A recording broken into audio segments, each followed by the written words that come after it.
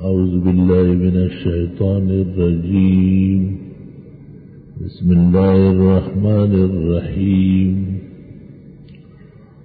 إنما يخشى الله من عباده العلماء. وقال النبي صلى الله عليه وسلم: من سلك طريقا يطلب به علما سهل الله له طريقا إلى الجنة.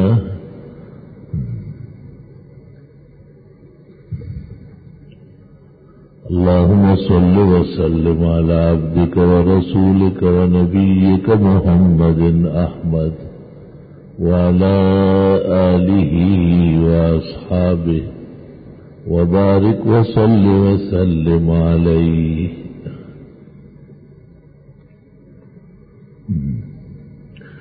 اللہ تعالیٰ کی معرفت کا سب سے بڑا ذریعہ نبوت اور رسالت ہے.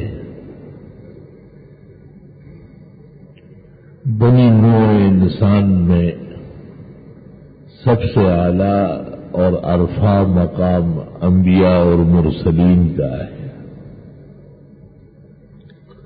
اللہ تعالیٰ نے پیغمبروں کو پھر اپنے ساتھ تعلق اور مخلوق کی اصلاح کے لیے جو صلاحیت دی ہے اس کو علم نبوت کہتے ہیں. وَعَلَّمَكَ مَا لَمْ تَكُنْ تَعْلَمُ وَكَانَ فَضْلُ اللَّهِ عَلَيْكَ عَظِيمًا.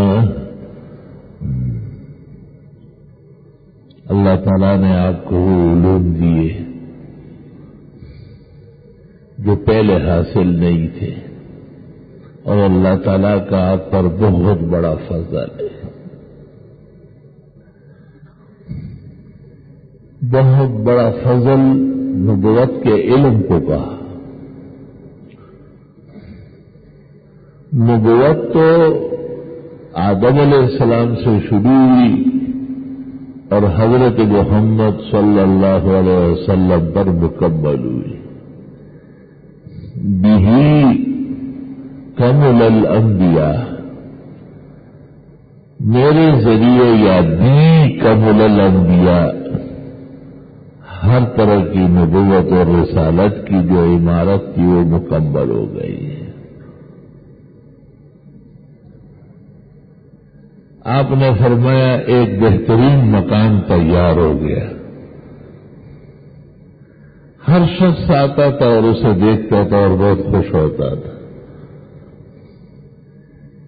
لیکن اس میں ایک اینٹ کی جگہ، ایک بلاک کی جگہ بالکل خالی پڑی اور وہاں بلاک رکھنے کی ضرورت تھی.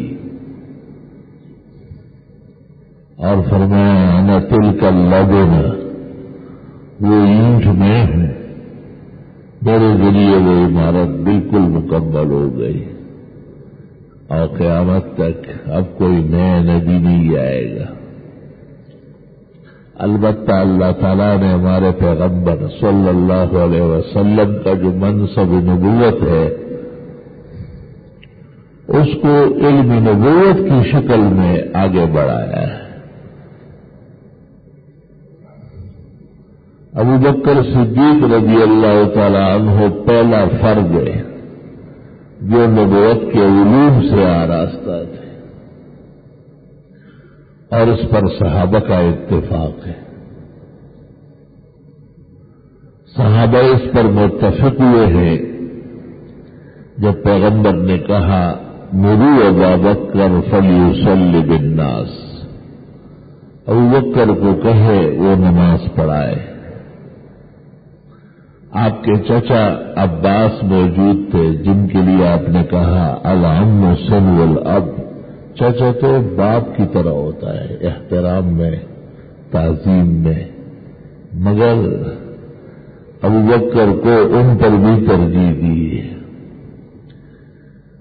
حضرت عمر موجود تھے جن کے لیے آپ نے کہا لو کان بعدی نبی لکان عمر، نبوت کی گنجائش ہوتی تو عمر بن سکتے. ان کے ہوتے ہوئے بھی کا مروا ابا بکر. ابو عبیدہ بن الجراح موجود تھے، آپ نے کہا اقرأ هذه الامة ابی، اس امت کے سب سے بڑے ماہر قرآن ابی بن کعب ہے، لیکن ابی کے ہوتے ہوئے امین هذه الامة ابو عبیدہ بن الجراح کے ہوتے ہوئے آپ نے حضرت ابو بکر کے لیے کہا کہ یہ نماز پڑھائیں گے۔ علی کے بارے میں آپ نے کہا علی منی وانا منہ، علی میرا ہے میں ان کا ہوں، ہم آپس میں ایک ہیں، لیکن حضرت علی رضی اللہ تعالیٰ عنہ کو نہیں فرمایا، ابو بکر کے لیے کہا مرو، سب مل کے جاؤ اور ابو بکر کو کہو، تاکہ سب صحابہ متفق رہے کہ اس امت کا پہلا خلیفہ اور پہلا امام ابو بکر ہے، امامت کے لیے آپ نے چنا، تو اس سے صحابہ نے سمجھ لیا کہ خلیفہ بھی یہی ہوگا۔ اللہ، مراتب کا لحاظ بہت ضروری ہے۔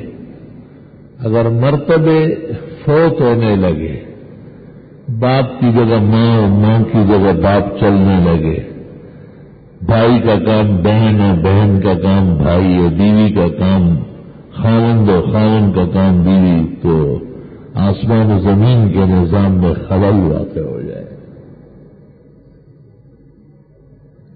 یہ بہت ضروری ہے کہ مرتبوں کا لحاظ ہو۔ بخاری شریف میں ہے، رسول اکرم صلی اللہ علیہ وسلم کی خدمت میں دو بھائی پیش ہوئے، اور وہ چھوٹا بھائی ذرا تیز تیز بولتا تھا۔ آپ نے پوچھا من الاکبر، بڑا کون ہے؟ انہوں نے کہا یہ دوسرا ہے۔ کہا کبر الکبر، پہلے وہ بات کرے۔ چھوٹے کو کہا آپ خاموش رہے۔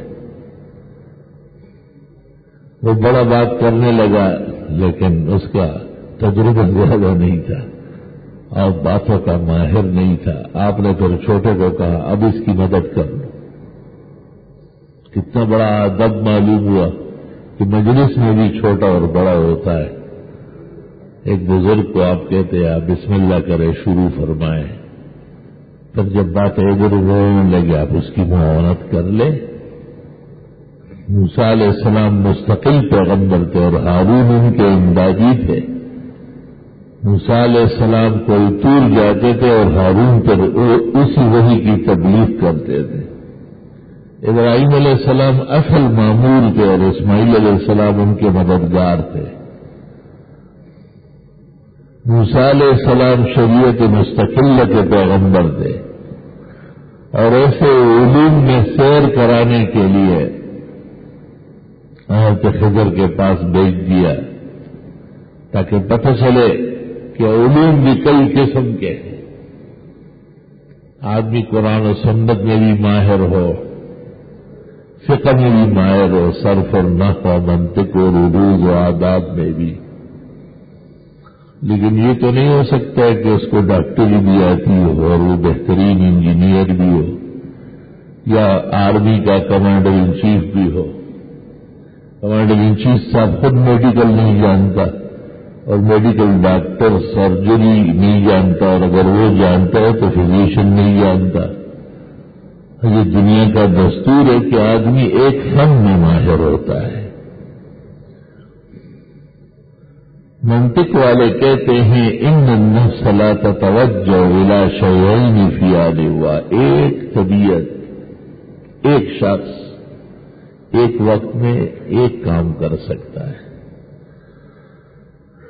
ہم نے دینی علوم کا کام کیا ہے اور الحمدللہ اللہ تعالی نے اس میں خوب مدد فرمائی، بے انتہا مدد فرمائی، تو دوسرے کاموں کو شکر کے طور پر ہاتھ نہیں لگایا، جاننے کے باوجود اس سے انجان بن گئے تاکہ دل و دماغ ایک طرف رہے۔ الحمدللہ ہم اپنے ان دوستوں کو بھی جانتے ہیں جو کلاس میں ہم سے اچھے نمبر لیتے تھے، لیکن وہ ہر طرف ہاتھ مارتے تھے، نہ وہ بڑے اونچے درجے کے بیرسٹر بنے، نہ مثالی قسم کے ڈاکٹر مانے گئے، نہ ان سے نقشہ بنوایا، نہ ادھر کے رہے نہ ادھر کے رہے، نہ خدائی ملی اور نہ وصال صنم، چې په دوو بیړو خپیک دی بد هرسا او د دې کس د ډوبې دو خبر بلگی. یہ تو ہو سکتا ہے کہ ادھر سے ادھر آئے، ایک زبردست ڈاکٹر علم پڑھنے لگے اور زبردست انجینئر علوم میں بھی کوشش کرے، ایک بیرسٹر وکیل جج علوم ترجمہ تفسیر فقہ پڑھنے لگے، یہ اچھی بات ہے. جیسے کافر مسلمان ہو رہا ہے تو بہت اچھی بات ہے، لیکن ادھر سے ادھر نہیں جانا چاہیے. اگر مسلمان یہودی ہونے لگے عیسائی ہونے لگے تو سانحہ ہے، 3 دن سے زیادہ اس کی زندگی نہیں ہے. یہ بہت ضروری بات ہے، اس کو سمجھنا چاہیے، تب جا کے فائدہ ہوگا. ہمارے رسول جناب نبی کریم صلی اللہ علیہ وسلم آپ نے جب مدینہ منورہ ہجرت فرمائی، آپ نے دیکھا کہ لوگ کھجور کے شاخیں کاٹتے ہیں اور دوسری کھجور کے تنے میں اس کو جوڑتے ہیں، جس کو قلم کہتے ہیں، قلم لگانا، اور عربی میں اس کو تعبیر النخل کہتے ہیں. آپ نے کہا یہ کیا کرتے ہو؟ ان لوگوں نے کہا اس طرح کھجوریں زیادہ آتی ہے، قلمی کھجوریں بڑی بڑی ہوتی ہیں اور زیادہ ہوتی ہیں. آپ نے فرمایا اس کی ضرورت نہیں، چھوڑو اسے. اگلے سال کھجوریں کم آئی. آپ نے دریافت فرمایا کہ وہ جو قلم چھوڑ کر کے تم لوگوں نے بغیر قلم لگائے فصل اگائی ہے تو صحابہ نے کہا کم آئی. آپ نے کہا ٹھیک ہے لگایا کرو، انتم عالم بامور دنیاکم، دنیا کی چیزیں تم ہی جانو. کھجوریں کم ہو جائے زیادہ ہو جائے فرق آ گیا اس میں، کیونکہ یہ نبوت کے علوم میں سے نہیں تھا. حضرت علی کو بازار بھیجا، منڈی، اور ان کو 1 دینار دیا کہ قربانی کے لیے بکرا لے آئے. تو حضرت علی نے 1 دینار کے 2 بکرے خریدے اور 1 بکرا واپس 2 دینار کا بیچا. منڈی ہے، اوپر نیچے ہوتی ہے، اور 1 بکرا اور 2 دینار لے آئے. آپ بڑے حیران ہو گئے کہ زبردست تاجر ہو، اور بعض پیغمبروں کا نام لیا کہ وہ بھی منڈی میں خوب چلتے تھے.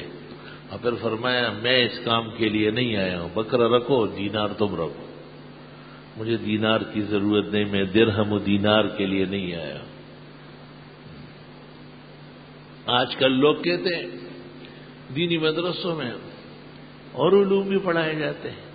تم دین جانتے ہو؟ دین سے کسی کو 1 لمحہ کہیں اور نہیں ملے گا. وہ جو اور کام کرتے ہیں وہ یہ کام چھوڑ کے کرتے ہیں. جس کی اپنی دکان کامیاب ہو وہ اس جیسی دکانیں کھولتا ہے، جس کی اپنی دکان ناکام ہو وہ کسی اور فیلڈ میں میدان میں جا کے قدم رکھتا ہے. یہ بات سمجھنا بہت ضروری ہے کہ دین سے کسی کو کہیں اور جانے کا موقع کہاں ملے گا. اس لیے اللہ تعالیٰ نے یہ نہیں کہا ہے کہ سب لوگ ایک جیسے عالم ہوں، بلکہ اللہ نے کہا ہے وَلْتَكُمْ مِنْكُمْ طَائِفَةٌ، ایک جماعت ایسی پیدا کرو جو تمام علوم سے آراستہ پیراستہ ہو. سب نہیں ہو سکتے. ڈاکٹر صاحب نے علم پڑھ لیا اور بہت ہی تعلیم یافتہ آدمی ہے، لیکن بنیادی طور پر وہ ڈاکٹری پڑھا ہوا ہے، اس کی بنیاد میں علم نہیں ہے، ڈاکٹری. اب وہ جب علم میں زیادہ بڑی بڑی باتیں کرے گا تو غلطی کرے گا.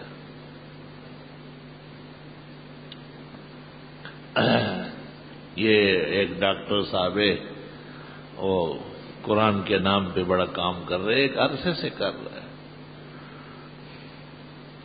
تو ایک جگہ ان کا درس تھا قرآن مجید کا،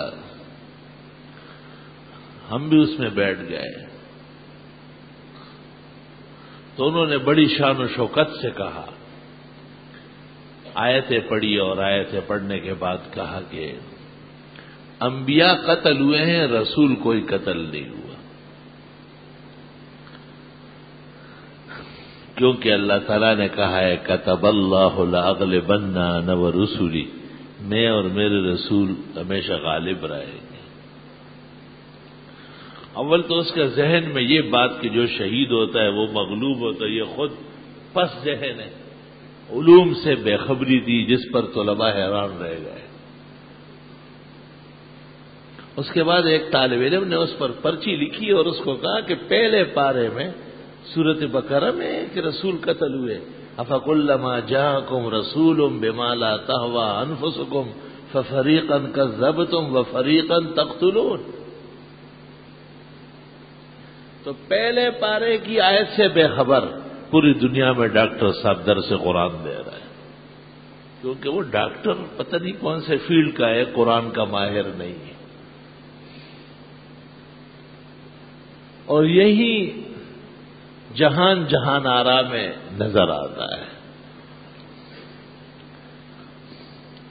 ایک بڑا حکیم تھا، بعض دینی مدرسوں میں خزانچی ہوتا تھا، اپنے وقت میں بڑا حکومت کا عہدیدار بھی رہا۔ اس نے اخبار میں دے دیا کہ پاکستان چونکہ 94 کروڑ مقروض ہے اور یہ ہر پاکستانی پر اتنے لاکھ قرض آ رہا ہے، لہذا کسی پر قربانی واجب نہیں۔ اس کا یہ خیال تھا کہ میں نے بہت بڑی تحقیق کی، چاروں طرف سے علماء نے لکھا کہ پاکستان کے قرضے سے پاکستان کے متمولین مقروض نہیں بنتے، قربانی بدستور واجب۔ ایک دفعہ اخبار میں اس نے کہا کہ دن کا کھانا نہیں کھانا چاہیے کیونکہ ثابت نہیں ہے۔ میں نے ان کا نمبر معلوم کیا، میں نے ان کو ٹیلی فون کیا، میں نے کہا کہ حکیم صاحب باتیں تو کرنے لگے ہو مگر آسمان و زمین برداشت نہیں کر سکتے۔ میں نے کہا بخاری میں ہے، جابر رضی اللہ عنہ فرماتے ہیں کہ ہم ویسے تو دن کا کھانا نماز ظہر سے پہلے کھاتے تھے لیکن جمعے کے دن جمعے کے بعد کھاتے تھے۔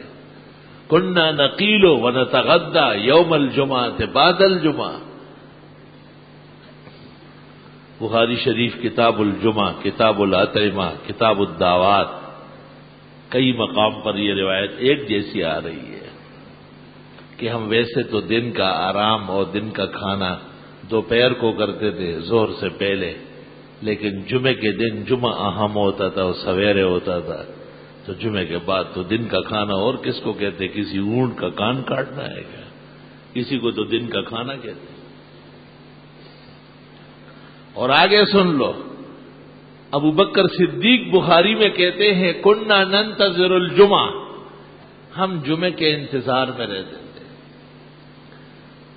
مدینہ منورہ میں ایک بوڑھی عورت تھی اور اس کی زمین تھی، اس میں کیاریاں لگتی تھی اور وہاں بیر بزاء کنواں تھا، اس سے پانی آتا تھا، اس کی کیاریاں سیراب ہوتی تھی اور وہ چقندر اور گوشت ملا کر کے بناتی تھی، اور جمعے کے بعد جب ہم جمعہ پڑھ کر کے فارغ ہوتے تھے تو وہ فاصلے پر بیٹھی ہوتی تھی، ہمیں پکارتی تھی کہ چلے ساتھ۔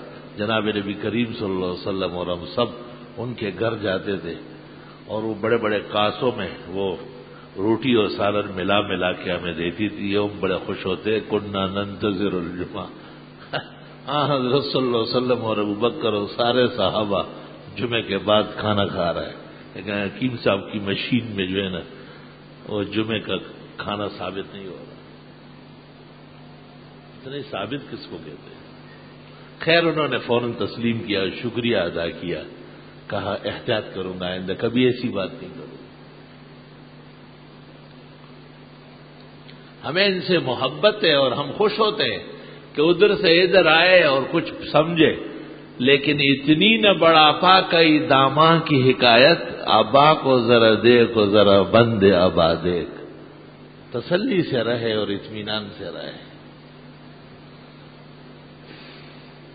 باتیں بہت زیادہ ہے، صرف میں نے آپ کو ایک سیر کرائی کہ مختلف میادین کے مختلف لوگ ہوتے ہیں، اور پیغمبر اللہ تعالیٰ نے کل کونین کے لیے بھیجا ہے جناب رسول اللہ صلی اللہ علیہ وسلم، لیکن آپ کا شغل خالص نبوت کے علوم ہے۔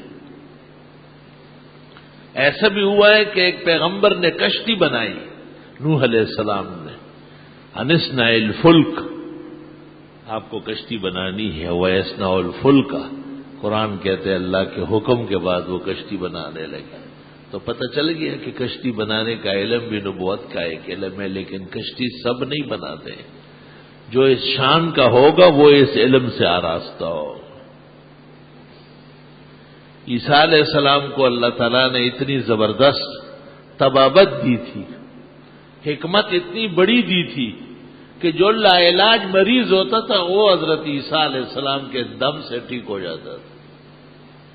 برس، کوڑ، یہ جو سفید داغ لگ جاتے ہیں اس کو بھی کہتے ہیں، اور اعضاء جو ٹیڑھے ہونے لگتے ہیں اس کو بھی کہتے ہیں، دونوں لا علاج ہے۔ انی ابرہ الاکمہ والابرص، ماں کے پیٹ سے جو اندھا پیدا ہو جاتا ہے، مادرزاد اندھا، حضرت اس پر ہاتھ پھیر کے کلمات پڑھتے تھے، اس کی بینائی بحال ہو جاتی، کوڑ کے اور داغ دبوں کے بیمار وہ بھی ٹھیک ہو جاتے تھے۔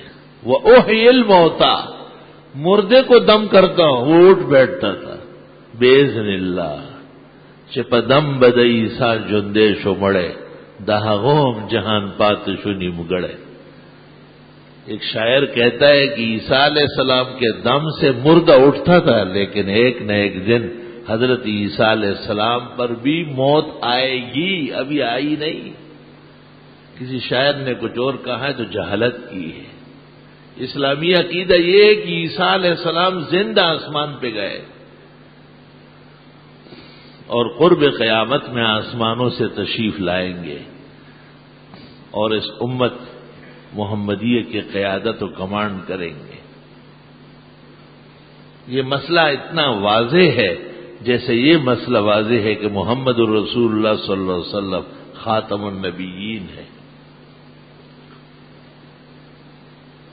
جو لوگ یہ بات مانتے ہیں اور ایمان رکھتے ہیں کہ ہمارے پیغمبر تمام نبیوں کے سرتاج اور اختتام پر تشریف لائے، اور آپ کے بعد قیامت تک کوئی نیا نبی نہیں آئے گا، وہ اس بات کا بھی یقین کر لے اور عقیدہ محکم کر لے کہ حضرت عیسیٰ علیہ السلام پر طبعی موت نہیں آئی، اللہ جل جلالہ نے اپنی قدرت کے کرشمے کے طور پر زندہ جسد انصری، روح مال جسم آسمانوں پر اٹھایا ہے۔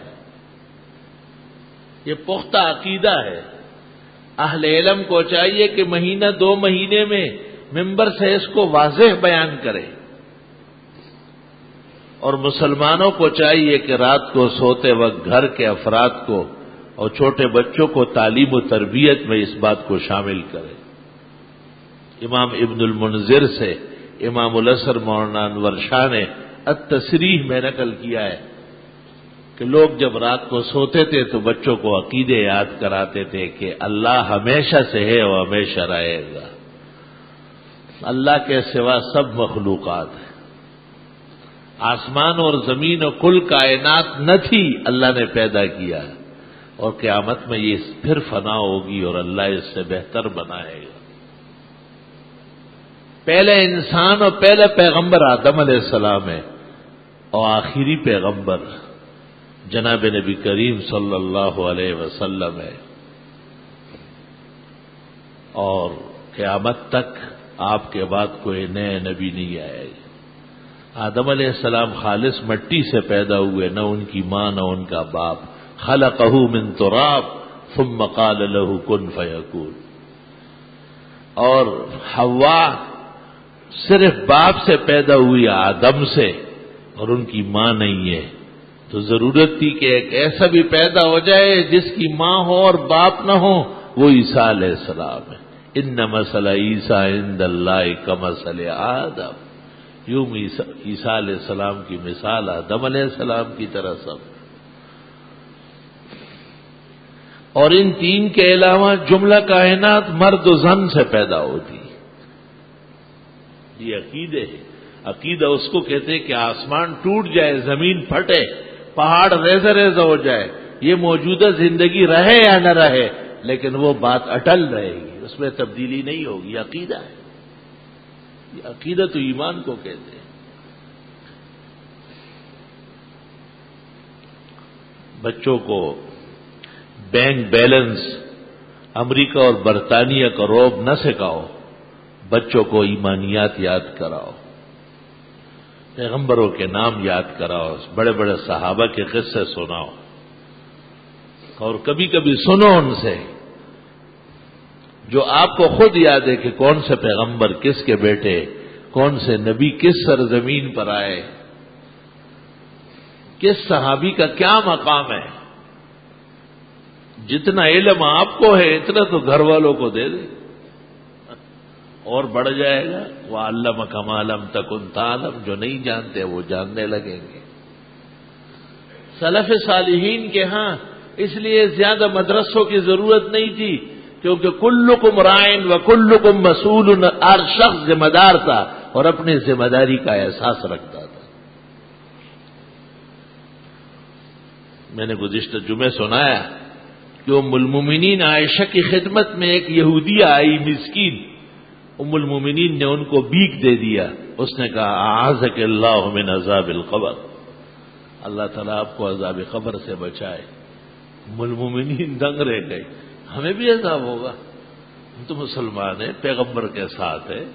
جب حضرت صلی اللہ علیہ وسلم گھر تشریف لائے تو آپ سے پوچھا کہ اس طرح آج ایک یہودی آئی تھی بخاری شریف میں، اور اس کو میں نے بیک دیا، اس نے مجھے اس طرح دعا دی، انعذب فی قبورنا، کیا ہمیں بھی قبروں میں دقت پیش آئے گی؟ آپ نے کہا انتم تفتنون فی قبورکم، آپ کو قبر میں تکلیف ہو سکتی ہے. اور پھر آپ نے ہر نماز کے بعد زور سے کہا اللہم انی اعوذ بک من عذاب القبر، اور آپ نے خطبوں میں اعلان کیا عذاب القبر حق، بخاری کتاب الجنائز. اعلانات کرتے رہے. آپ سمجھ گئے کہ میرے گھر والوں کو پتہ نہیں، اور کتنے مسلمان ہوں گے. حضرت عائشہ رضی اللہ تعالی عنہا کا علم اتنا پختہ ہے، ما من صحابی الا ادرکت، کوئی ایسا صحابی نہیں ہے جس پر ام المومنین نے علمی نشان نہیں لگایا. حتی اباہا ابا بکر، حضرت ابوبکر ممبر پر خطبہ دے رہے تھے، خطبے کے دوران انہوں نے ایک بات کہی، اندر سے ام المومنین نے چٹ لکھ دیا کہ ایسا نہیں ایسا، اور حضرت ابوبکر نے تشکر کے ساتھ فوراً دوبارہ اعلان کر لیا. ضرورت تھی کہ ایک خاتون پیغمبر کی گود میں بالغ ہو جائے.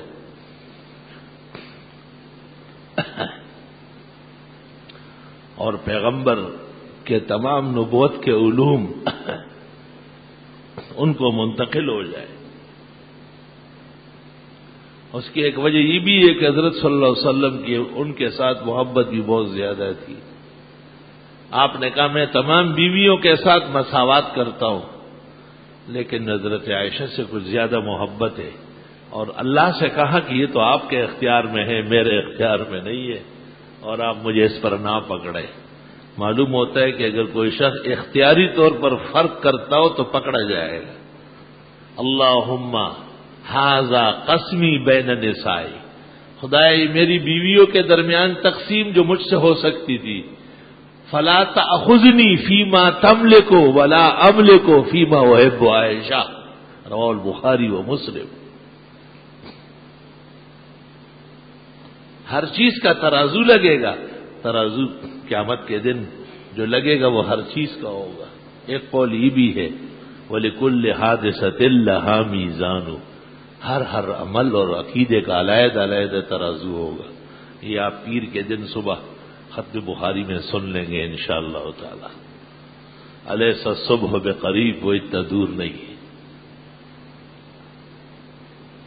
علوم نبوت اللہ رب العالمین نے ہمارے پیغمبر حضرت محمد صلی اللہ علیہ وسلم کو علوم سے لبریز فرمایا ہے، مالا مال فرمایا ہے. آپ نے فرمایا فلاں نبی کو یہ معجزہ دیا گیا، فلاں کو یہ دیا گیا، فلاں کو یہ دیا گیا، اور اپنے متعلق کہا وَأُوتِیتُ عِلْمًا، مجھے تو علم ہی علم دیا گیا ہے. ہمارے پیغمبر علم سے آراستہ پہ آراستہ ہے. یہی وجہ ہے کہ امت محمدیہ کی شان جو ہے وہ علم ہے.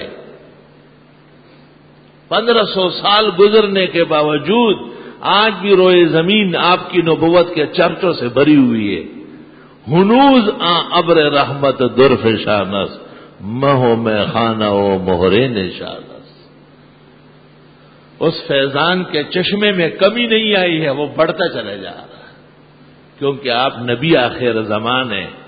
قیامت کے میدان میں بھی آپ ہی کا کلمہ جو لے کے آئے ہیں، آپ ہی کا مسئلہ توحید، آپ ہی کی عزت و آبرو اتباع سنت، یہی نجات کے ذرائع بنے گے. خلاف پیمبر کسے رہ گزید کہ ہرگز نخواہد بمنزل رسید. اس کے بغیر ممکن نہیں ہے کہ کوئی نجات تک پہنچ سکے. الا لا نجاتا الا بسنت المصطفیٰ اسعد السادات. وہ سرداروں کے سردار حضرت محمد صلی اللہ علیہ وسلم کی سنت میں ہی اللہ تعالیٰ نے کامیابی اور نجات رکھی ہے. دنیا کے اندر آپ جس شغل کو لیں گے اس کا تعلق اس دنیا سے ہے، پیٹ پالنے سے ہے، زیادہ پیسے کمانے سے ہے. لیکن عجیب بات سنو کہ علم کا تعلق ان تمام چیزوں سے بڑھ کر ہے، اور وہ اللہ کو راضی کرنا اور مخلوق کی اصلاح کرنا. بس یہ دو مقصد علم کے اظہر من الشمس ہے. علم کا پہلا کام جسے آپ تقویٰ پارسائی کہتے ہیں، وہ اپنے اللہ کو راضی کرنا ہے. ہم نماز اس لیے پڑھتے ہیں اور اچھی نماز پڑھنے کی کوشش کرتے ہیں. فرمایا عالم نماز پڑھائے گا، فالعلم حق بالامامہ. اور بخاری نے بخاری شریف میں کہا اہل العلم والفضل احق بالامامہ. علماء ہی برتری اور بزرگی کے اصحاب ہے، یہی لوگ نماز پڑھایا کریں. جس صحابی کو آپ نے کہا اقرأ هذه الامہ ابی، اس امت کا سب سے بڑا قرآن شریف قرات سے پڑھنے والا ابی بن کعب ہے. ان کی موجودگی میں کہا قدم مرو ابا بکر فلیقدم ولیصلی بالناس. ابو بکر کو میرا حکم سنائے، وہ آگے بڑھے، نماز پڑھائے. اور ابو داؤد ترمذی بخاری میں ہے کان ابو بکر اعلمنا، ابو بکر ہمارے عالم بڑے تھے.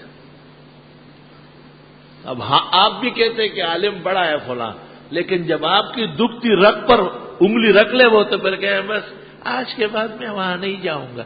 یہ تو آپ جھوٹ بولتے تھے جو اس کو عالم مانتے، جھوٹ سچے نہیں تھے. اب آپ کے ایمان کا پتہ چلتا ہے. اب میں مثال دیتا ہوں، آگے سن لو کیا تماشا ہوا ہے. ابو داؤد شریف میں ہے کتاب الصلاۃ میں کہ ابو بکر صدیق نے فجر کی نماز اتنی طویل پڑھائی، ظننا ان الشمس طلعت، ہمیں ڈر سا لگا کہ سورج نکل آیا. لیکن صحابہ کہتے ہیں ہم کیوں سورجوں کو دیکھے؟ کان ابو بکر اعلمنا، ابو بکر زیادہ جانتے تھے اس مسئلے کو. خبردار، عالم تو اس کو کہتے ہیں. ایک طرف آپ عالم مانتے، دوسری طرف اس کی قمیص پھاڑتے، اس کا گوشت بھی کھاتے، غیبتوں سے سیر نہیں ہوتے. اور ذرا سی بات ادھر سے ادھر ہو گئی، ہاں بس ذرا سی بات سے برسوں کے یارانے گئے. کیونکہ لوگوں میں کذب بہت زیادہ ہے، دروغ گوئی، بناوٹ، جال سازی. بڑی شان و شوکت سے آپ کے پاس آ جائے گا، جب آپ کہیں یہ وقت میرے ملنے کا نہیں ہے تو بس خفا ہو جائے گا. یہ کیسے وارث الانبیاء ہے؟ وارث الانبیاء کا مطلب یہ ہوتا ہے کہ وہ راستے میں بیٹھا رہے کیا؟ حضرت صلی اللہ علیہ وسلم کی خدمت میں سینکڑوں صحابہ لائنوں سے کھڑے رہتے تھے. یہود و نصارہ و مشرکین کے شر سے بچانا آسان تھا. انہوں نے کتنے انبیاء بنی اسرائیل قتل کیے. سوچ لو گے تو صحابہ کے حمد و ثنا کے قائل ہو جاؤ گے. کتنی بڑی امانت کو اخیر تک پہنچایا. آپ نے ایک موقع پر کہا ہے کہ ہر امت نے اپنے نبی کے ساتھ جو عہد کیا ہے اس سے پھر گئی ہے، لیکن آپ نے مدینہ منورہ کے انصار کے متعلق کہا یہ قیامت کے دن بھی وفادار کھڑے ہوں گے. لوگ راز اسرار نہیں جانتے اور جاننا نہیں چاہتے، علم کے راستوں سے گزرنا نہیں چاہتے. سب سے سنگین نوعیت کا جنگ وہ فتح مکہ کا ہے. یاد رکھنا کہ حضرت صلی اللہ علیہ وسلم نے صحابہ کرام کا لشکر جرار تیار کیا. سن 6 میں بالکل آپ کعبے کے قریب آ گئے تھے. حدیبیہ مقام پر آپ کو روک لیا 1400 صحابہ سمیت، اور آپ ایک خواب کے نتیجے میں آئے تھے. آپ کی کوشش تھی کہ ہماری وجہ سے کعبے کے سرزمین پر انسان کے خون کا قطرہ نہ گرے، اور بخاری میں آپ نے یہ کہا ہے جو مانگیں گے دوں گا، خون نہیں گرنے دوں گا. مجھے کعبے کی عزت کا پتہ ہے.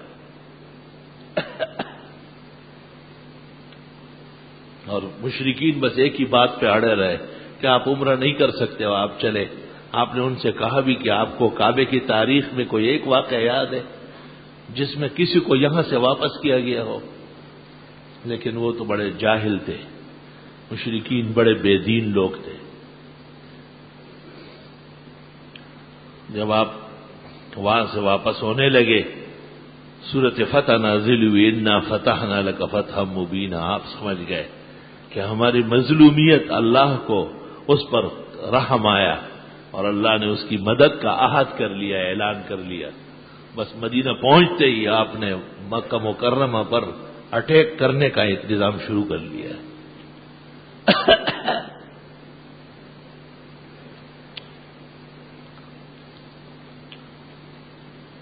مسند امام احمد میں ایک مرفوع روایت ہے، اور صحابہ کہتے ہم نے حدیبیہ کے مقام سے واپسی پر حضرت کو خوش بھی دیکھا جب آپ سورہ فتح پڑھتے تھے، اور آپ کو غمگین بھی دیکھا جب آپ وہاں کے واقعات سنتے تھے یا بیان فرماتے. بڑا ظلم کیا تھا مشرکین، تاریخی زیادتی ہوئی.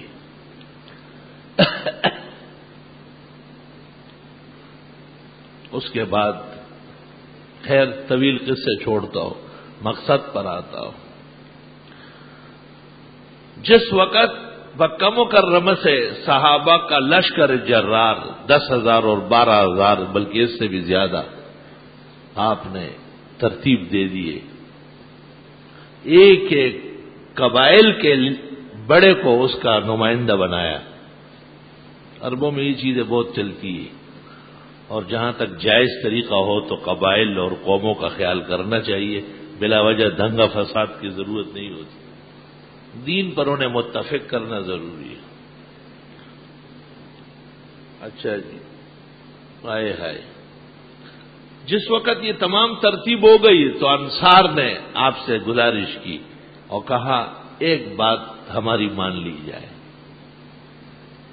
آپ نے کہا بتاؤ. انہوں نے کہا آپ کی خدمت اور آپ کی حفاظت ہمارے ذمہ ہوگی، اس میں کوئی اور نہیں ہوگا، صرف انصار ہوگا، مدینے کے لوگ. اب مکے کے سارے آپ کے عزیز و اقارب موجود ہیں، عباس و علی سارے موجود ہیں، لیکن انصار نے کہا یہ ہم سے عہد ہوا ہے،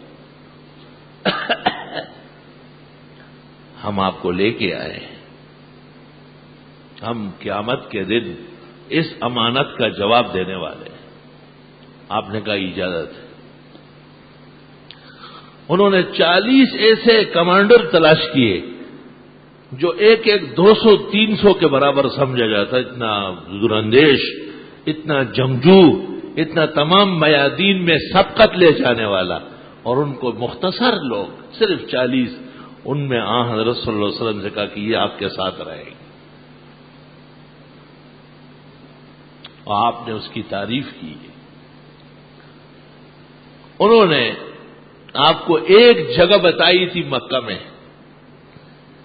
کہ یہاں سے ان کے مشرکین کے لونڈے لفنگے آپ کو تکلیف پہنچا سکتے ہیں. تو آپ نے ان سے پوچھا کہ آپ نے وہاں کے لیے کیا کیا؟ انہوں نے کہا ہم نے اس پہاڑی سے لے کے کعبے کے دیوار تک اتنے فاصلے پر اپنے تیر انداز کھڑے کیے.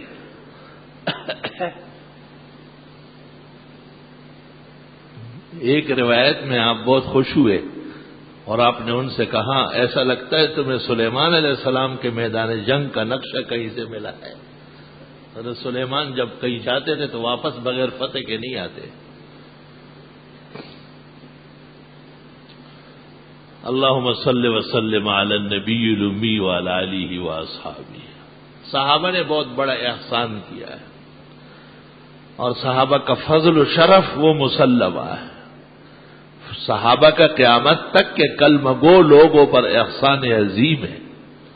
انہی کی وجہ سے قرآن محفوظ رہا ہے، انہی کی وجہ سے نبی کی پوری زندگی محفوظ رہی ہے، اور ہمارے پیغمبر کی جو خدمت کی ہے، جو ساتھ دیا ہے، آپ ہر لمحہ ان سے خوش رہتے تھے۔ اللہم لا عیش الا عیش الآخرہ۔ خدائے دنیا کی زندگی کیا ہے؟ یہ تو بادشاہت بھی ختم ہو جائے گی، صحت بھی نہیں رہے گی، جوانی بھی ٹوٹ پوٹ جائے گی۔ فاغفر الانصار والمہاجر، انصار کو پہلے رکھے، خواہ انصار کی مغفرت فرما، انہوں نے یہ مہاجرین کو سہارا دیا ہے۔ اللہ بہرحال اللہ تعالیٰ کے فضل و کرم سے دین کے تحفظ کے لیے، دین کی ایک ایک ادا کی حفاظت کے لیے، قرآن و سنت کے دریا و سمندروں کو سمیٹنے کے لیے اور قیامت تک کے لیے، ان کی پذیرائی کے لیے اللہ تعالیٰ نے دینی مدارس قائم کیے، اور لوگ دنیا کمانے کے لیے کیسے دوڑ رہے ہیں، کیسے دیوانے ہو چکے ہیں، لیکن آپ دینی مدرسوں کے طلباء دیکھیں کیسے حسین جمیل، کیسے بہترین بہادر صلاحیتوں والے صبح سے شام تک صرف سبق پڑھنے کے لیے اپنے استاذوں کے سامنے بیٹھتے ہیں۔ امت کو ان کا احسان ماننا چاہیے کہ لوگ دنیا کے کمانے میں کہاں سے کہاں نکل گئے، اور ذہن کتنا متاثر ہوا کہ ہر چیز میں پیسہ ضروری ہے، لیکن ایک طبقہ وَلْتَكُن مِّنكُمْ طَائِفَةٌ، ایک زبردست جماعت اللہ تعالیٰ نے ایسی بچائی ہے کہ جن کا مقصد دین کی سربلندی ہے، دین کی حفاظت ہے۔ دین کی سربلندی اور حفاظت کا ایک اہم ذریعہ خود دین کو سمجھنا ہے۔ اس لیے اللہ رب العالمین نے ہمارے ہندوستان کے بزرگوں کی خدمات قبول فرمائی۔ پہلے دہلی کی درسگاہیں تھی، رامپور، کانپور، بدایون، لکھنؤ کی بڑی بڑی درسگاہیں تھیں۔ 1857 میں وہ اجڑ گئی، پھر صرف دہلی رہ گیا، اور وہ بھی بہت کمزور حالت میں۔ اسے اللہ نے دارالعلوم دیوبند، مظاہر العلوم اور دہلی امینیہ وغیرہ میں منتقل فرمایا، اور انہوں نے دنیا کو وہیں بھولا ہوا سبق توحید و سنت کا پڑھانا شروع کیا، اور اس کے لیے ایسا بیج ڈالا، ایسے تخم ریزی کی، پہاڑوں میں، دریاؤں میں، جنگلوں میں، دشتوں میں، ہر جگہ ورثۃ الانبیاء پیدا ہو گئے۔ اللہ تعالیٰ نے پاکستان کو بھی یہ بڑی شان نصیب کی ہے، اگرچہ یہاں بڑے ناقدرے اور بے قدرے پائے جاتے ہیں، وہ مغرب کو خوش کرنے کے لیے کیا کیا حرز سرائیاں کرتے ہیں۔ ہداہم اللہ عن الضلالہ، خدا ان کو بھی سمجھ دے، ہدایت دے، دین اور اہل دین کی قدر اللہ ان کو نصیب فرمائے۔ آج کل دینی مدرسوں کے اختتام اسباق ہوتا ہے، بڑے مدارس میں بخاری شریف کا ختم ہوتا ہے، اور پھر طلباء جنہوں نے 10-12 سال علوم پڑھ کر، ان کے اساتذہ اور ان کے بزرگ ان کے سروں پر فراغت و فضیلت کی پگڑیاں باندھتے ہیں، اور یہ عہد ہوتا ہے کہ آپ بھی اب اس علم کے آن بان، عزت اور اس کے معراج کی حفاظت کی کوشش کریں گے، اور اس کے دنیا کے عیش و عشرت اور دنیا کی طلب میں رلائیں گے نہیں، نہ کھوئیں گے۔ یہ مطلب ہے دستربندی کا۔ الحمدللہ یہ جو پیر آ رہی ہے اس کی صبح 8 بجے، گرمی کا موسم ہے، زیادہ ریلے پہلے ہم کرتے نہیں ہیں، بس صبح سویرے انشاءاللہ تعالی بخاری شریف کی آخری حدیث پر کلام ہوگا، اور پھر 300 سے زیادہ علماء، فضلاء، قراء اور مفتیین کی دستربندی ہوگی، اور دعاؤں کی نشست ہے۔ اصلاً تو اس مجلس کی جو روح ہے وہ دعا ہے. اللہ تعالیٰ آپ حضرات کو بھی ایسی مجالس میں شرکت کی توفیق دے. میں نے تفصیل سے بات اس لیے کی تاکہ آپ کو بھرپور دعوت دوں. ایک دفعہ جمعرات کو طے ہوا تھا لیکن گزشتہ جمعہ پوری بات نہیں ہو سکی تھی، اس لیے بعض حکمتوں کے تحت اس کو 3-4 دن مؤخر کیا گیا.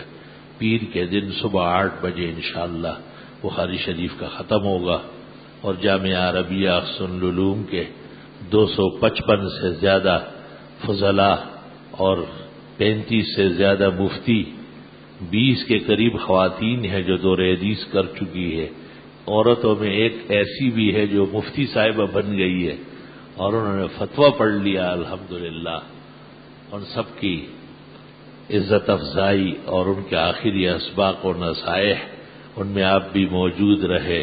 ان لم تکونوا منهم فتشبہوا لأن التشبہ بالکرام فلاح. ایسی مجلسوں میں رہنا اور ان کی سرپرستی کرنا اور ان سے عقیدت و محبت کرنا نسل و نسب میں اللہ خیر عافیت اور اسلام کی عزت و آن بان محفوظ فرما لیتا ہے. وآخر دعوانا الحمدللہ حمدا کثیرا وسبحان اللہ بکرۃ واصیلا اللہ اکبر کبیرا.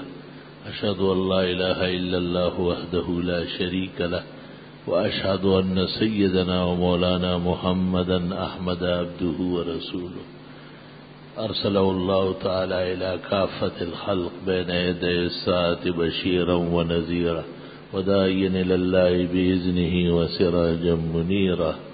اللهم صل وسلم على سيدنا ومولانا محمد وعلى آله وأصحابه وبارك وسلم عليه. أما بعد فأعوذ بالله من الشيطان الرجيم. بسم الله الرحمن الرحيم. قل هل يستوي الذين يعلمون والذين لا يعلمون إنما يتذكر أولو الألباب. وقال صلى الله عليه وسلم لما رأى مجلسين مشغولين بالذكر ووعي العلم فقال كلاكما على الخير ولكني بعثت معلما. بارك الله لنا ولكم في القرآن العظيم ونفعنا وإياكم بالآيات والذكر الحكيم. إنه تعالى جواد قديم كريم ملك بر ورب رؤوف رحيم. الحمد لله جل وعلا وصلى الله وسلم على رسوله المصطفى ونبيه المجتبى وأمينه على وحي السماء وعلى آله النجبى وأصحابه الأتقياء أفضل الخلائق بعد الأنبياء. أما بعد فقد قال النبي صلى الله عليه وسلم أبو بكر في الجنة عمر في الجنة عثمان في الجنة علي في الجنة طلحة في الجنة زبير في الجنة أبو عبيدة بن الجراح في الجنة عبد الرحمن بن عوف في الجنة سعد بن أبي وقاص في الجنة سعيد بن زيد في الجنة. وقال صلى الله عليه وسلم لا تسبوا أصحابي فإن أحدكم لو أنفق مثل أحد ذهبا ما بلغ مد أحدهم ولا نصيفا إن الله يأمر بالعدل والإحسان وإيتاء ذي القربى وينهى عن الفحشاء والمنكر والبغي يعظكم لعلكم تذكرون. صفحہ سیدھی فرما لیجیے. سر ڈھانکنا نماز کے بہترین آداب میں سے. عذر و ضرورت مسجد میں موجود صاف ستھری ٹوپیاں قابل استعمال ہیں.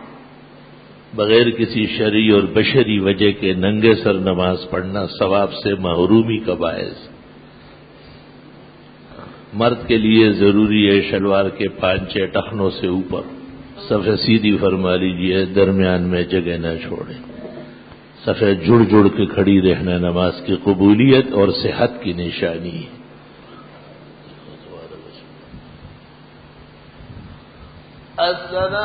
السلام علیکم ورحمۃ اللہ. السلام علیکم ورحمۃ اللہ. الحمدللہ رب العالمین. اللهم انت السلام ومنك السلام تبارک یا ذا الجلال والاکرام. ربنا آتنا فی الدنیا حسنہ وفی الآخرۃ حسنہ وقنا عذاب النار. صلی اللہ تعالی علی خیر خلقہ محمد وآلہ واصحابہ اجمعین برحمتہ. بسم اللہ الرحمن الرحیم. جو آگے بڑھ رہے ہیں وہ نمازیوں کا خیال رکھیں. نمازی کے آگے گزرنا یقیناً گناہ ہے. نمازی بھی طویل نوافل بعد میں پڑھے، فقہی نشست میں شرکت زیادہ ضروری ہے۔ لا الہ الا اللہ سبحان اللہ و بحمدہ سبحان اللہ۔ پوچھا ہے کہ حضرت صلی اللہ علیہ وسلم کی مہر نبوت کس مقام پر تھی؟ دو شانوں کے درمیان میں تھوڑا سا دائیں کندھے کے قریب تھی۔ کبھی وہاں ایسا لگتا تھا جیسے ابھرا ہوا گوشت ہے، کبھی ایسا محسوس ہوتا تھا جیسے بالوں کی جرمٹ ہے، کبھی اس پر خاتم النبیین نظر آتا تھا، کبھی محمد الرسول اللہ، کبھی اس پر کندھا نظر آتا تھا جیسے سر انت منصور کیف ما تشاء۔ یہ جو مشہور ہے کہ حضرت صلی اللہ علیہ وسلم کا سایہ نہیں تھا، یہ غلط ہے۔ صحیح احادیث میں رسول اکرم صلی اللہ علیہ وسلم کا سایہ ثابت ہے۔ تشہد میں اشارہ کرتے وقت نیت کرے، نیت کی ضرورت نہیں ہے، بس دل سے جاننا ہی نیت ہے۔ نووی نے شرح مسلم میں لکھا ہے کہ جب انگلی سے اشارہ کرے تو توحید کی وحدت کی نیت کرے، یہ درست نہیں لکھا ہے۔ بلا شبہ یہ اشارہ ہی توحید کے لیے ہے، وحدہ لا شریک کی وحدت و فردت کا اعلان ہے، لیکن نمازی کا اتباع سنت خود نیت ہے۔ جب ہم تشہد میں بیٹھتے ہیں تو انگلیوں کو گھٹنوں پر رکھنے کا سنت طریقہ کیا ہے؟ انگلیوں کے سرے گھٹنوں کے سیدھ تک آئے، نہ بہت لٹکے ہوئے ہوں اور نہ بہت پیچھے رہ گئے ہو۔ اگر پیچھے رہ گئے تو آگ کے زنبوروں سے پکڑ کر اور آگے لائے جائیں گے، اور اگر لٹکے ہوئے ہو تو آتشی کی کینچیوں سے کاٹی جائے گی۔ انگلیوں کے سرے گھٹنوں تک آ جائے اور سیدھ میں پڑے رہے اپنے حال پر، نہ بہت کھولے جائے اور نہ بالکل بند کیے جائے۔ تترک علی حالہا کتابوں میں ہے۔ شامی و دیگر فقہاء نے فرض کے بعد اذکار و وظائف کی اجازت دی ہے۔ فرض کے بعد اذکار و وظائف کی اجازت تو ہے، حدیث میں آئے ہیں بعد المکتوبہ، لیکن فتاوی شام میں لکھا ہے کہ جن فرائض کے بعد سنن مؤکدہ ہو جیسے ظہر مغرب عشاء تو اوراد وظائف تفصیلی وہ سنتوں کے بعد ہونا چاہیے۔ اس لیے سنتوں سے پہلے جنازے کو منع کیا ہے کہ سنت رہ جائے گی، حالانکہ جنازہ فرض کفایہ ہے، سامنے آنے پر فرض عین ہو جاتا ہے۔ پھر بھی مفتابہی قول ہمارا یہ ہے، درست فقہ و صحیح علم یہ ہے کہ سنتوں سے فراغت پر جنازہ پڑھا جائے۔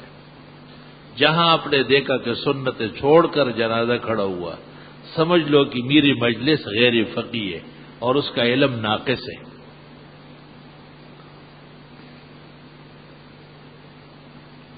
کبھی کبھی اجازت مال کراہیت بھی ہوتی ہے۔ آپ نے فرمایا زمین پر ناک ٹیکو پیشانی کے ساتھ، جو ناک نہیں رکھتا اس کی نماز نہیں ہوتی، البنا ہے۔ قصدن جو ناک نہ رکھے، ویسے ناک سے سجدن میں ناک شامل نہیں ہے۔ سجدے کہتے ہیں وضع الجبہۃ علی الارض، پیشانی کو زمین پہ رکھنا، اس کی تکمیل ناک رکھنے سے ہے۔ اس لیے علماء کہتے ہیں ناک نہ رکھنے کا عذر ہو سکتا ہے، پیشانی نہ رکھنے کا عذر معتبر نہیں ہے۔ بہت دعائیں دی ہے اللہ۔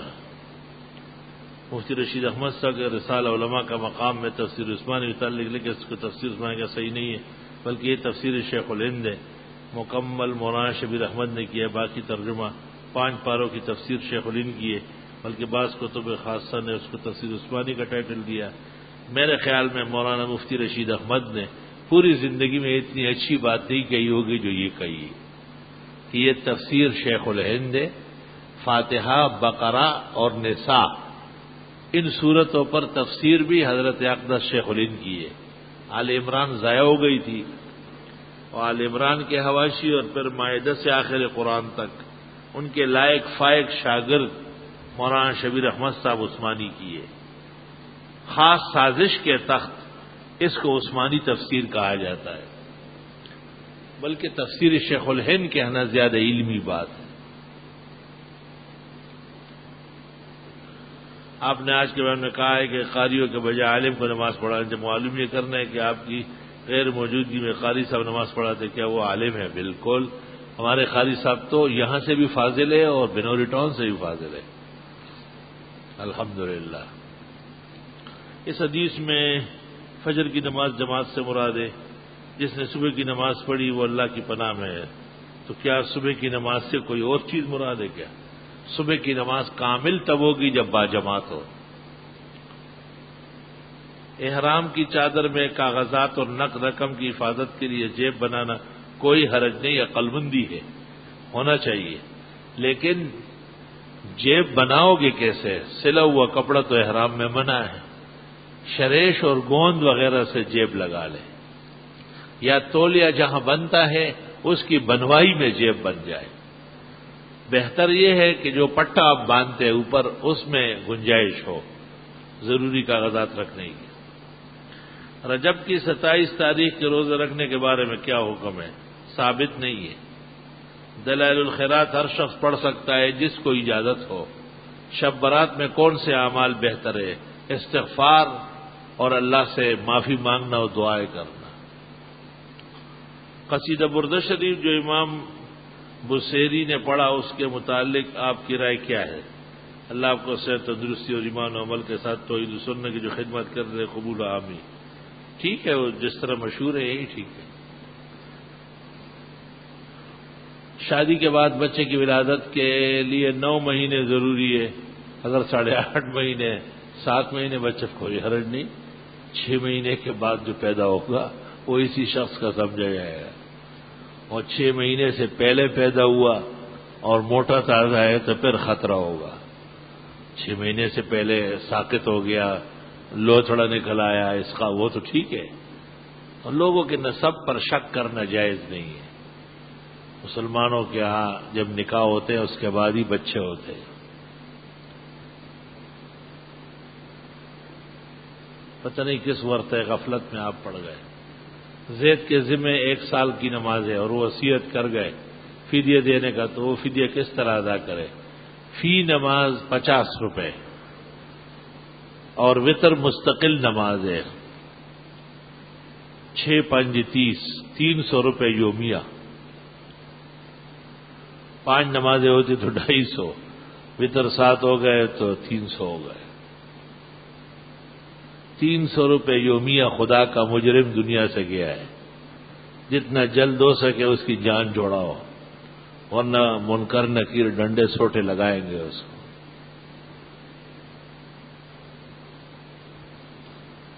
اگر عمرے کے دوران طواف کے ساتھ چکر میں کندھا کھولنا بھول جائے تو شرعی حکم کیا ہے؟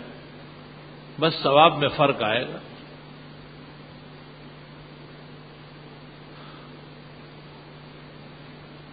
من سبنی فاقتلوا ومن سب اصحابی فجلدوا، بعض رہا کہ یہ حدیث موضوع ہے، مجھے بھی اس حدیث کا پتہ نہیں ہے، بظاہر گھڑی ہوئی لگ رہی ہے۔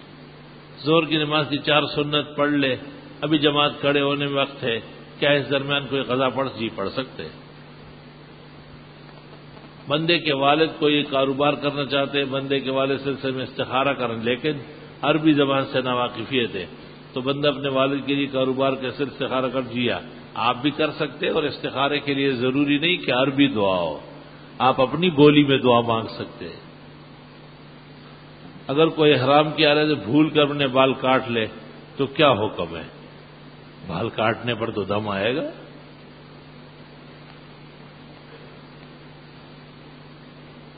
سلام کے بعد نہایت مؤدبانہ عرض ہے کہ میں نے وضو کی دعائیں پتہ نہیں کی ہے، جمع کی، استاد محمد فرمائے کہ یہ قرآن حدیث ثابت ہے یا نہیں۔ اللہم اعنی علی تلاوت القرآن و ذکرک و شکرک و حسن عبادتک، آپ نے جن کتابوں سے لیے ان کے نام لکھ لیتے نا۔ دعا تو ثابت ہے لیکن یہ کلی کرتے وقت ہے، یہ مشکل ہے۔ اللہم ارحنی رائحۃ الجنہ ولا ترحنی رائحۃ النار، یہ درست ہے ناک دھوتے وقت، اور کلی کرتے وقت تو اللہم ذقنی ذائقۃ الجنہ واعوذ بک من ذواق النار ہے۔ اللہم بیض وجہی یوم تبیض الوجوہ ولا تسودنی یوم تسود الوجوہ، یہ چہرہ دھوتے وقت۔ دائیں ہاتھ اللہم آتنی کتابی بیمینی وحاسبنی حسابا یسیرا، درست ہے. بائیں ہاتھ دھوتے ہوئے اللہم لا تعطنی کتابی بشمالی ولا من ورائی، درست ہے. سر کا مسا اللہم ذلنی تحت ذل عرشک یوم لا ذل الا ذل عرشک، یہ بھی ہے، یہ بھی درست ہے. اللہم اجعل راسی فوق الرؤوس یوم القیامہ. اور کانوں کا مسک اللہم اجعلنی من الذین یستمعون القول فیتبعون احسن، درست. جب گردن کا اللہم آت رقبتی من النار، درست. اس دعا کا ترجمہ ہوتا ہے ہاکذا امرنی ربی، مجھے میرے رب نے اسی طرح کہا ہے. جی پڑھ سکتے ہیں، فتح عالمگیری جلد اول میں یہ دعائیں موجود ہیں. کچھ علماء جھینگے کو حلال اور کچھ مکروہ کہتے ہیں. آپ بتائیں، جھینگا حرام ہے، مکروہ وکروہ نہیں ہے، ٹھیک ٹھاک حرام ہے. جھینگا کھانا ایسا ہے جیسے بلی اور کتے کا گوشت کھانا. جھینگے کو جس نے مکروہ کہا ہے وہ مکروہ کے احکام کے ابجد سے واقف نہیں ہے. جھینگا غیر ماہی حشرات الارض، کیڑے مکوڑوں میں سے، اور وہ سمندری سرطان ہے وہ. لہذا حنفی فقہ کے مطابق جھینگا کھانا حرام ناجائز ہے، مکروہ صرف نہیں ہے. اگر کوئی مغرب کے اذان کے وقت نماز پڑھے تو کیا حکم ہے؟ پڑھ سکتا ہے. اگر عصر کی نماز رہ گئی ہے اور شروع کر لیے، مغرب داخل ہو گئی، تو فقہا کہتے ہیں پوری کر لے، الا عصر یومی ہی. البتہ مغرب کے وقت کی بنیاد تنگی پر ہے، اس لیے مغرب پڑھ کر پھر بقیہ پڑھے. لیکن اگر کوئی شخص صاحب ترتیب ہے جس سے بلوغ کے بعد مسلسل 6 نمازیں فرائض قضا نہ ہوئی ہو، تو وہ جب تک عصر نہ پڑھے اس کی مغرب ہوگی نہیں. مغرب کا وقت داخل ہوتے ہی وہ پہلے عصر پڑھ لے، پھر مغرب پڑھے. اگر دعائے قنوت پڑھنا بھول جائے اور رکوع کی حالت میں یاد آ جائے تو قومے کی حالت میں دعائے قنوت پڑھ سکتا ہے، لیکن فائدہ کچھ نہیں ہے، کیونکہ دعائے قنوت اپنے محل سے ہٹ گئی ہے. لہذا سجدہ سہو پھر بھی آئے گا.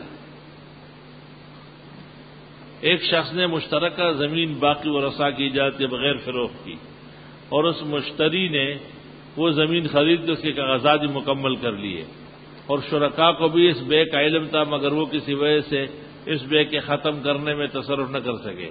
اور پھر اس مشتری نے وہ زمین آگے فروخت کی جس کو ایک مدرسے کے احباب نے خرید لیا.